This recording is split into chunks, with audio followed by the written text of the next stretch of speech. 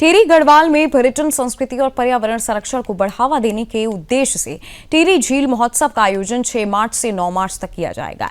इस बात की जानकारी टिहरी विधायक किशोर उपाध्याय ने दी। विधायक किशोर उपाध्याय ने बताया कि इस वर्ष टिहरी झील महोत्सव को एक नए और व्यापक स्वरूप में आयोजित किया जा रहा है। महोत्सव केवल टिहरी झील, कोटी कॉलोनी या नई टिहरी तक सीमित नहीं रहेगा, बल्कि टिहरी जनपद की सभी 6 विधानसभा क्षेत्रों में इसका आयोजन किया जाएगा। उनका कहना है कि इस आयोजन का लाभ जिले के हर क्षेत्र और हर नागरिक तक पहुंचाना चाहिए।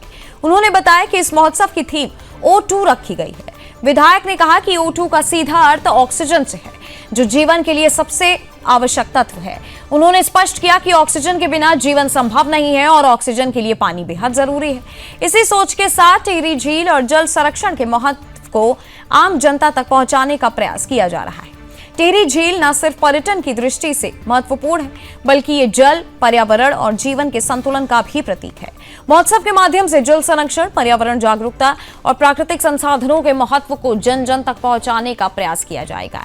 विधायक किशोर उपाध्याय ने कहा कि इस आयोजन के जरिए स्थानीय युवाओं, कलाकारों और पर्यटन से जुड़े लोगों को भी रोजगार और मंच मिलेगा। साथ ही टिहरी झील को राष्ट्रीय और अंतर्राष्ट्रीय स्तर पर पहचान दिलाने की दिशा में ये महोत्सव अहम भूमिका निभाएगा।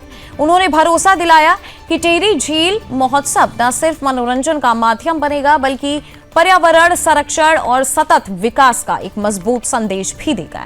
प्रशासन और जनप्रतिनिधि मिलकर इस आयोजन को ऐतिहासिक और यादगार बनाने की तैयारी में जुटे हुए हैं।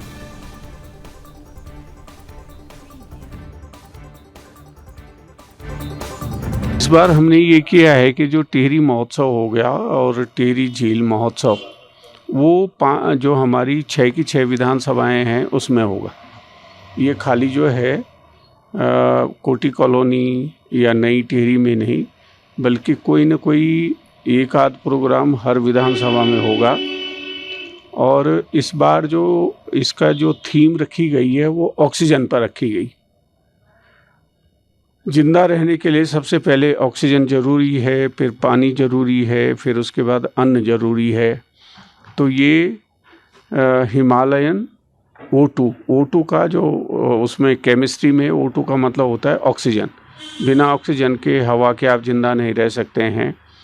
तो ये उसकी अवधारणा पर है कि जो जीवित रहने के लिए मूलभूत आवश्यकताएं हैं उस पर हमारा ध्यान केंद्रित हो सके।